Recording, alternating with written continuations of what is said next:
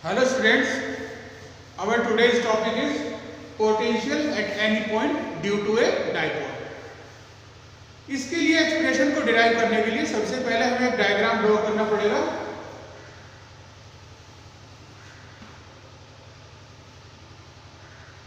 ये एक डाइपोल है AB constituted by charges -q at A and +q at B. +q at B. There is a point P from r distance apart from the center of the dipole O. This is the center of the dipole O.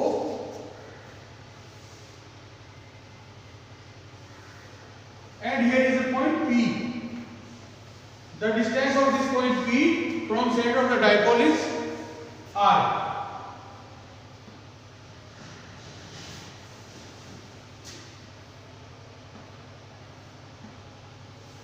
Students, the potential due to this dipole at point P is equal to the sum of potentials due to charge -q at point A and potential due to charge +q at point B. Now we write the value of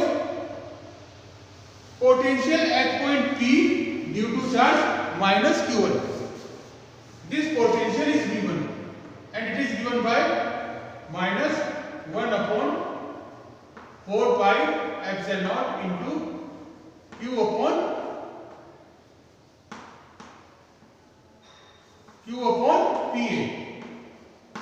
The distance of charge -q from point P is equal to qa.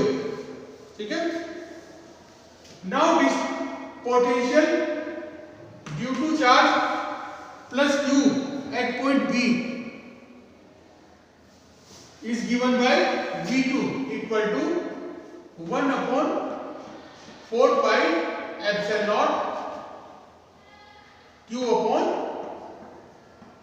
Pb. The distance of charge +q from point P is equal to Pb. ये यहाँ पर हमने distance लिख दिया, ठीक है?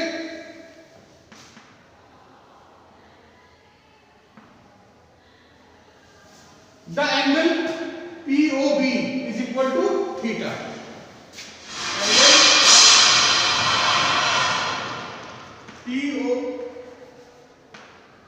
POB is equal to theta. ठीक है? अब बच्चों हमको ये जो डिस्टेंस है कौन सा PA और PB ये फाइंड आउट करना है। इस डिस्टेंस को फाइंड आउट करने के लिए हम यहाँ पर पॉइंट B से OP पर एक परपेंडिकुलर ड्रॉ करते हैं। दिस परपेंडिकुलर इज PN और इसी तरह से we draw another perpendicular from point A at line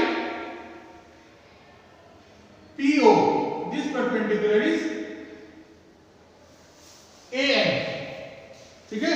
Now let us find the distance of PA and PB. ठीक है? अब बच्चों अगर हम इस ट्रायंगल को कंसीडर करें, कौन सा triangle? In triangle AMO.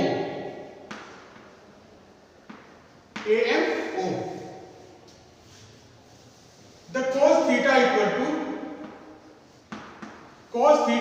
to OM upon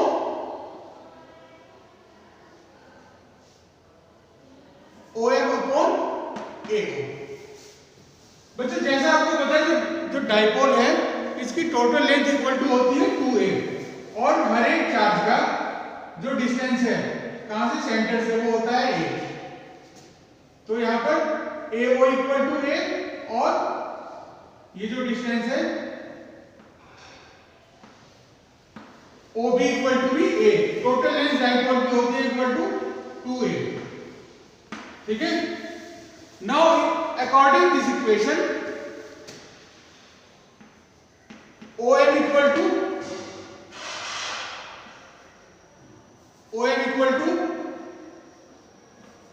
AO cos theta.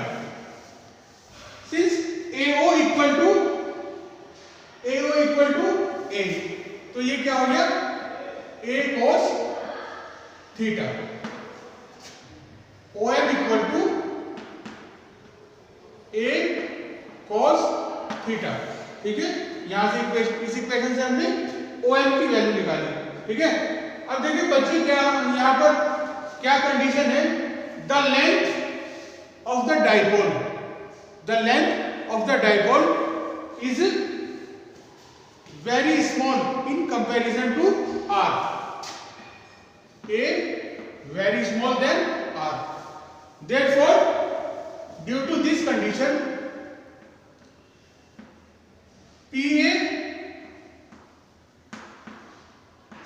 PA approximately equal to PM, and PM is equal to PO plus OM. Since PO equal to R and OM equal to A cos theta, then PA equal to R plus A cos theta. The value of PA equal to R plus A cos theta. Similarly, we can find out the value of PB. This value PB will be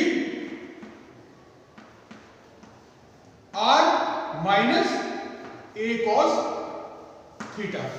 ठीक है, तो PA equal to R plus A cos theta, PB equal to R minus A cos theta. अब total potential at point P due to this dipole is equal to the sum of potentials due to charge minus Q and plus Q. Then total potential at point P, we have V equal to V1 plus V2. V equal to V1 plus V2. Now we place the value in this equation of V1 and V2, and V equal to V1 equal to 1 upon 4 pi epsilon naught minus 1 upon 4 pi epsilon naught into Q upon PA. और इसी तरीके से V2 की value V2 equal to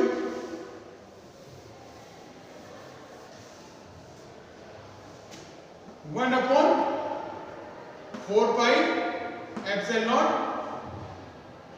Q upon PB. ठीक है, ये हमारी equation बन गई. टोटल पोटेंशियल के लिए at point P due to this dipole. Now we place the value, we rearrange the equation 1 upon 4 pi into Q 1 upon PB minus 1 upon PA. ठीक है बच्चों, अब देखो ये हमने इसको इस तरह से अरेंज किया. ये V1 की जो वैल्यू थी वो माइनस में थी, तो इसको हमने बाद में रख लिया, और प्लस वाली वैल्यू को जो V2 की वैल्यू थी वो थी प्लस में, इसलिए इसको हमने पहले रख लिया. अब इन इक्वेशन में हम इनकी वैल्यूज को रखते हैं, जिसकी PA और PB की. The equation will become 1 upon 4 pi epsilon naught Q upon PB की value R minus A cos theta और PA की value R plus A cos theta. ठीक है, अब यहां पर क्रॉस मल्टीप्लीकेशन होगी and this equation will become 1 upon 4 pi epsilon naught R plus A cos theta minus r minus a cos theta, और नीचे आ जाएगा r square minus a square cos square theta. r दोनों cancel हो जाएंगे, ये यहां पर प्लस का साइन आएगा, r दोनों कैंसिल हो जाएंगे, 1 cos थीटा ये और 1 a cos थीटा ये, तो ये इक्वल टू हो जाएगा 2a cos theta. The equation will become 1/4 pi epsilon into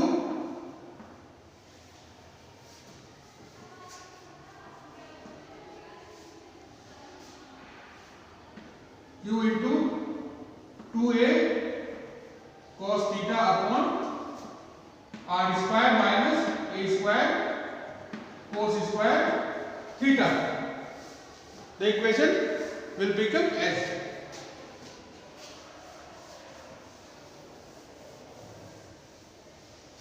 अब बच्चों यहां पर देखिए, यहां पर ये q है और ये है 2a, q into 2a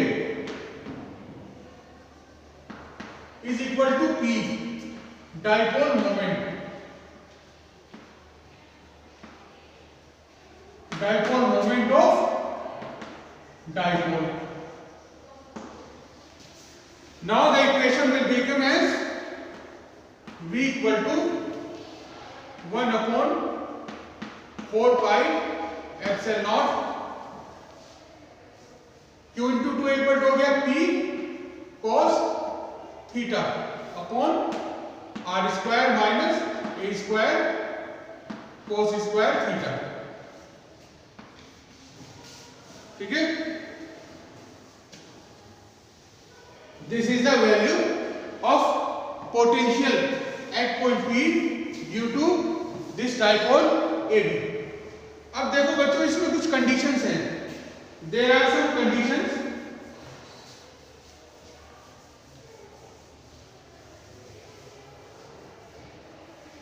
These conditions are, if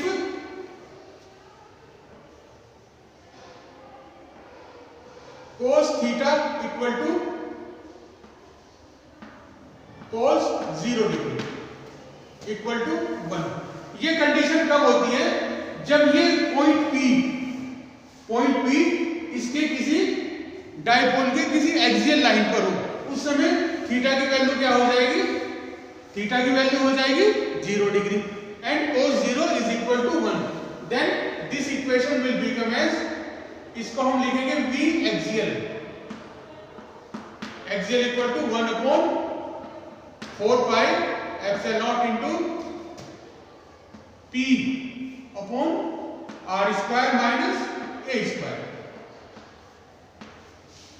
this is the value of potential due to a dipole at axial point, at any point situated an axial line of a dipole। ठीक है, दूसरी condition, अब अगर ये point कहीं पर क्या है, if this point is at equatorial line, if point P is at equatorial line, is at equatorial line, in this condition theta equal to 90 degree and cos 90 equal to 0। in this condition इसको हम लिखेंगे v equatorial, potential at equatorial point due to a dipole is equal to, देखो यहां पर cos 90 की value क्या है? 0, तो ये सारा का सारी इक्वेशन क्या बन जाएगी? 0। तो v इक्वेटोरियल इक्वल टू 0, यानी डाइपोल के इक्वेटोरियल पॉइंट पर पोटेंशियल की वैल्यू क्या होती है? 0। अब बच्चों एक कंडीशन और है इसमें,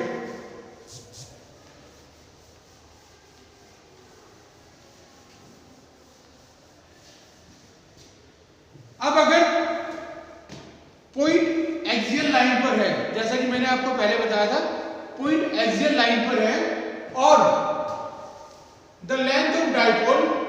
is very small than the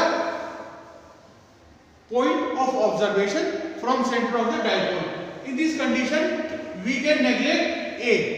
Then the equation will become V equal to 1 upon 4 pi epsilon naught P upon R square, क्योंकि पॉइंट कहां पर था, एक्सियल लाइन पर था और दूसरी सेकेंडली ये कंडीशन थी।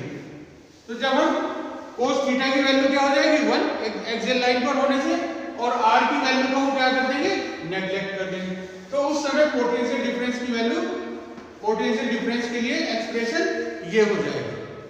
Okay, thank you.